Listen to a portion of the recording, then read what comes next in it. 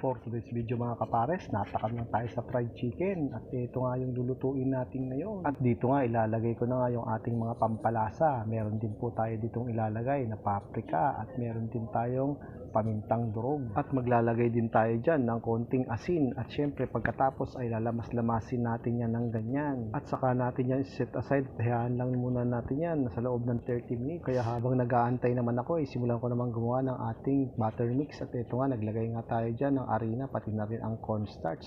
At idea ko lang to mga kapares, at maglalagay na rin tayo dyan ng ating itlog.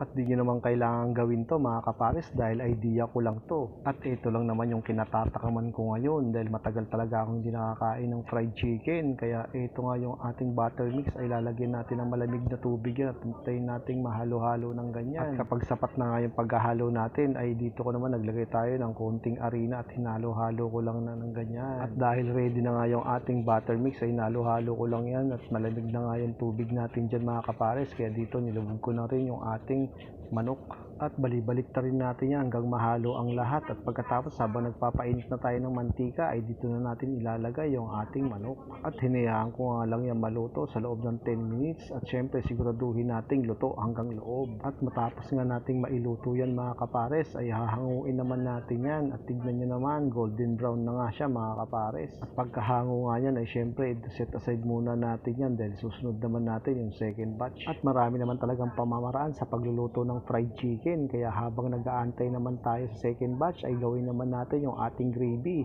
Bumili na nga lang tayo ng instant para mas mabilis. At di mo na nga kailangan magpakahirap para makagawa ng masarap na gravy. At ganito kadali na nga lang yung gagawin ko. Sa 2 cup ng tubig ay dito ko na tinunaw yung ating 2 sachet ng gravy. At hinalo-halo ko na maigi hanggang sa matunaw at sinalang ko na nga sa kalan.